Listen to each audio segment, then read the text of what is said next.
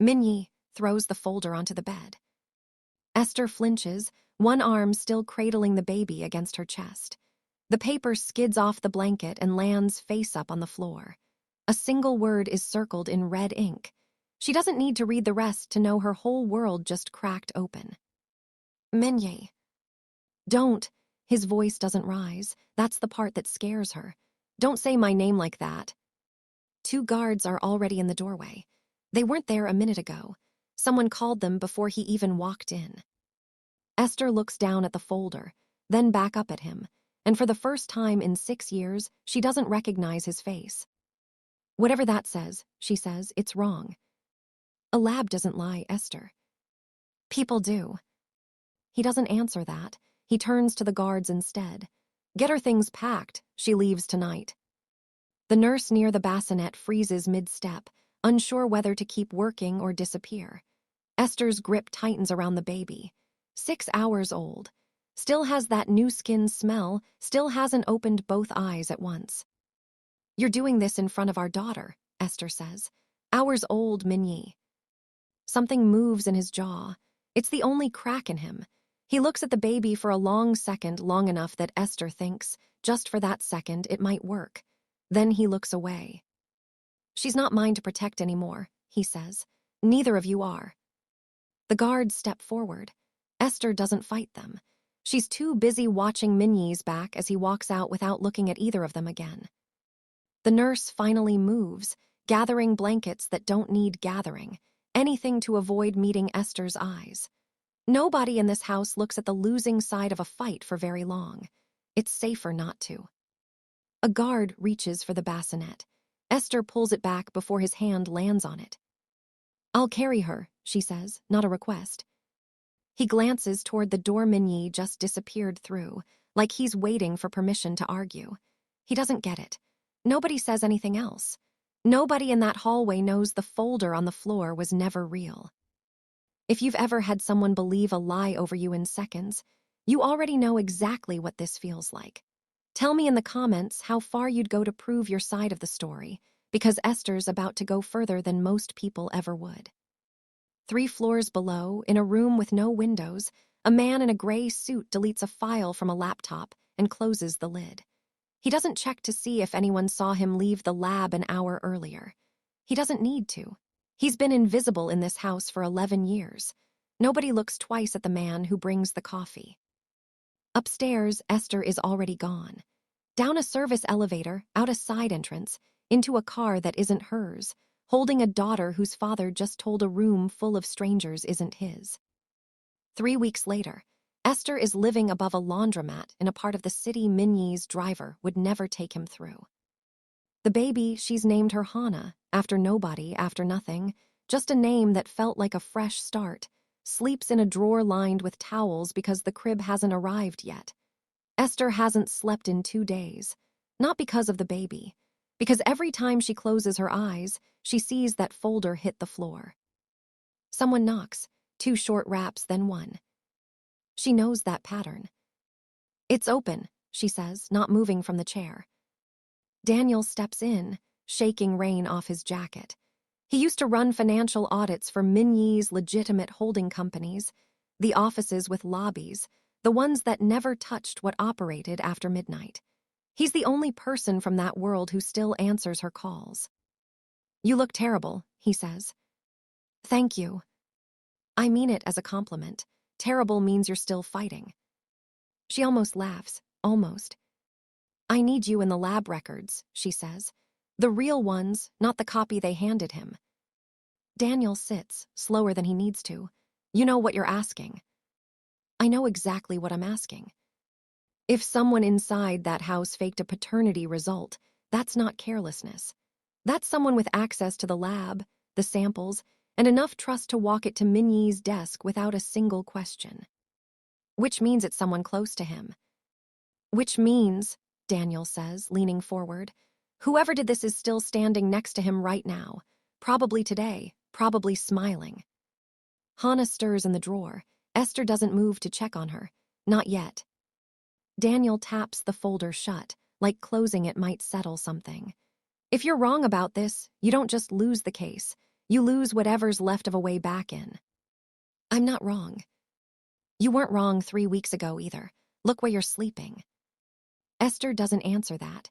Hannah's soft breathing from the drawer says enough for both of them. Then I need a name, before he does something he can't undo. Minyi hasn't been inside the nursery since the night Esther left. He's had it locked. Nobody's asked why, because nobody in this house says anything to him any more that he hasn't already decided to hear. His uncle, Jaiho, finds him staring at the locked door anyway. You should eat something, Jaiho says. I'm not hungry. You haven't been hungry in 3 weeks. Minyi doesn't answer. Jaiho studies him the way he studied him since Minyi was 12, the year he first learned what his family did after the sun went down. You never asked to see the original sample, Jaiho says. Just the result. Minyi's head turns. What are you saying? A man who never trusts a report without 3 confirmations signed off on his own child's paternity test after reading 1 page. Jaiho's voice doesn't accuse. It states, that's not like you. I was angry. You were hurt, Jaiho corrects. Those aren't the same thing and you know it. Minyi looks back at the locked door. 6 years, and he'd never once doubted Esther. Not when rivals planted seeds. Not when board members whispered that a Black American woman had no business standing beside the head of the family. He'd shut all of them down without blinking. 1 folder, undid it in under a minute. If I'm wrong, he says quietly, I don't know how I live with that. Then find out before you have to. The lab technician's name is Park Soo-jin. 4 years with the family, quiet, efficient, never once out of place. Exactly why nobody thought to look at her twice. Esther finds her outside a grocery store, not through Daniel's contacts, but through 3 days of watching the lab's back entrance from a car that isn't hers. I'm not going to hurt you, Esther says, falling into step beside her. I just need 5 minutes. Soo-jin's hand tightens around her bag. You shouldn't be here. Neither should a fake result that ended my marriage. Soo-jin doesn't stop walking, but she doesn't speed up either. That tells Esther something. A person with nothing to hide walks away. A person with something to hide keeps talking. I processed that sample, Soo-jin says finally. I didn't fake it. Someone did. I said I processed it.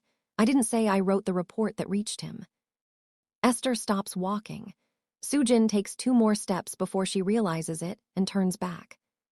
There were 2 reports, Soo-jin says, quieter now, glancing past Esther's shoulder. I ran the real results myself. Clean, he's the father. I logged them and went home. So where's the second one? I don't know, I never saw it written. I just know the one on Minyi's desk wasn't the one I filed. Her voice shakes now. Someone accessed my files that night, after I left. Who has access after hours? Soo-jin glances around the parking lot before she answers, like the name itself is dangerous to say out loud in daylight. You're sure you want to know this, she says. Once I tell you, you can't unknow it, and neither can I. I already lost everything because of whoever it is, Esther says. I need the name. Soo-jin hesitates.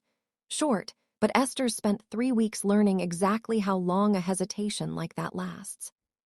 Only 3 people, Soo-jin says. Minyi, his head of security, and Mr. Choi. That name is about to change everything. And if you've ever had a person you trusted turn out to be the one working against you the whole time, hit that follow now, because this story is about to prove that the closest people can be the most dangerous ones. Choi Di-hyun has been with the organization since before Minyi was born. He trained under Minyi's father. He held Minyi as an infant, the story goes, the night the boy's mother died. For 30 years, he's been the man everyone trusted without asking why. He's also, Esther now understands, the one man with every reason to make sure her child never became heir to anything. Because if Minyi's line ends without an undisputed heir, succession reverts to a clause written 30 years ago, one that hands control to the eldest surviving lieutenant of the previous generation. That's Choi. Esther brings this to Daniel that night, laying it across a table cluttered with lab logs and Access records Sujin was too frightened to hand over herself, but not too frightened to describe in exact detail. If this is true, Daniel says slowly, Choi didn't just break up a marriage. He tried to steal the whole organization out from under a newborn. And Minyi trusts him more than anyone alive. Which is exactly why nobody would ever suspect him. Esther looks down at Sujin's shaky handwriting, mapping exactly who accessed the lab system and when. Not proof a court would take, but enough to put in front of one man if she can get close enough to try. I need to see Minyi, she says. Daniel doesn't answer right away. Last time you tried that, they had guards at the door before you finished a sentence. Then this time, Esther says, I bring something they can't argue with. Getting into the estate isn't the hard part. Sujin, terrified but no longer silent, gets her through a side gate. The hard part is the hallway, the one leading to Minyi's office, the one Esther walked out of 3 weeks ago carrying nothing but a baby and a stack of hospital paperwork. Choi is already there when she reaches the door. You shouldn't be in this house, he says, calm, pleasant, the voice of a man who's spent 30 years being trusted. Neither should you, Mr. Choi, not after what you did. Something flickers behind his eyes, there and gone in under a second. Esther's spent 3 weeks learning to catch exactly that. I don't know what you're talking about. Sujin does. His hand shifts just slightly toward the inside of his jacket. Esther doesn't step back. She's too far past fear to start now. Minyi, she calls, loud enough to carry down the hall. Footsteps, fast ones. Minyi rounds the corner and stops, sees Esther, sees Choi standing between them, sees the paper clutched in her hand, sees something on Choi's face he's never seen there before. Esther, what are you? Ask him, she says, nodding at Choi. Why the lab tech who ran our daughter's actual results says the report on your desk wasn't the one she filed. The hallway goes still. Choi's expression finally moves, not into panic, but into something colder. Something that's been waiting 30 years to stop pretending. She's lying to you, Choi says, just like she's been lying to you since the day you married her. Sujin filed a sworn statement 2 hours ago, Esther says, before he can finish. Along with access logs showing exactly who was in that lab system the night the second report was written. It wasn't me, Minyi. It was a document written by a man who's been waiting 30 years for you to lose everything that kept this family out of his hands. Minyi looks at Choi, really looks at him, the way he failed to look at Esther 3 weeks ago. Uncle, he says, and the word comes out smaller than she's ever heard it. Tell me she's wrong. Choi's jaw tightens. For a moment he says nothing, and in that silence Esther watches 30 years of careful loyalty finally slip off his face like something he'd only ever been wearing. You were never going to be strong enough to hold this family together with an outsider's child as your heir, Choi says. I did what your father would have done if he'd lived to see this. I protected the bloodline. There is no bloodline to protect, Minyi says, and his voice cracks in a way Esther has never once heard it crack. She's my daughter. She was always my daughter. You made sure I'd never believe that. I made sure you'd survive, Choi says. Sentiment doesn't run an empire, Minyi. Loyalty to blood does. Then you should have shown some, Minyi says. Choi doesn't answer. That's the answer. What happens next moves fast. Security surrounds Choi before he can reach the door. Somewhere in the chaos, a call goes out that reaches a rival family circling the organization for exactly this kind of opening. And for one long night, the estate isn't safe for anyone inside it. Minyi doesn't leave Esther's side once. Not when the shouting starts in the courtyard. Not when Jai-ho barks orders into a phone. Not even when a car breaches the outer gate before security forces it back. By morning, it's over. Choi is gone, not dead. Just gone, handed to men whose job it is to ask him questions Esther doesn't want to think about. The rival family retreats once they realize the organization didn't crack the way they'd hoped. Jai-ho finds Esther in the kitchen a little after sunrise, still in yesterday's clothes, watching coffee she hasn't touched go cold. He doesn't sit. He just stands in the doorway for a moment, like he's deciding whether he's owed a place at this table. 30 years, he says finally. I trained under his father, I trained him. I never once looked at Choi twice. Neither did Minye. That's what scares me. He looks toward the hallway, toward the nursery. A man like that doesn't stop wanting what he wanted just because we caught him. Esther doesn't answer. She's already thinking the same thing. Somewhere past those walls, whatever's left of Choi's allies are recalculating, and she knows enough about this world now to understand that a name removed from a room doesn't mean the danger left with it. Jai-ho finally sits, setting his hands flat on the table like he's steadying himself. For what it's worth, he says, I'm glad you came back to prove it. Most people would have taken the child and disappeared. I thought about it, Esther admits, more than once. Why didn't you? Because disappearing would have let him keep believing the lie, and I wasn't going to give Choi that. If you're still here, you already know this story isn't just about a DNA test. It's about what happens when the people closest to you decide your truth for you. Drop a comment telling me who you'd have suspected first, because most people never see the Chois in their own life coming. In the nursery, unlocked now, finally, Minyi stands over the drawer where Hana's been sleeping since Esther brought her back into the house, and doesn't say anything for a long time. I believed a piece of paper over 6 years of you, he says finally.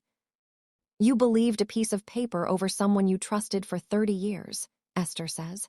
That's not about me, that's about him. It's about both, he looks up. I should have asked you first, before anything else, I should have just asked. Esther doesn't answer right away. She's not ready to hand him forgiveness like it's owed to him just because the truth came out in his favor. Trust doesn't rebuild itself just because the lie collapsed. Do you know what the worst part was? She says. It wasn't losing the house. It wasn't even losing you. It was watching you decide in less than a minute that 6 years meant nothing next to one piece of paper. I know. Then know this too. I'm not walking back into that house because Choi got caught. I'm not some part of your empire that gets returned once the paperwork's corrected. Minyi nods slowly, like he's letting the words land where they're supposed to. Then tell me what it takes. I'll do it, however long it takes. You can start, she says, by asking now. He does, and for the first time in 3 weeks, she starts to believe he might actually listen to the answer. So here's the real question this story leaves you with. If the truth had come out 1 day later, would there have been anything left to save? Tell me your answer in the comments. Subscribe if this story kept you watching until the very last second, and hit like if you'd have walked out that door the same way Esther did.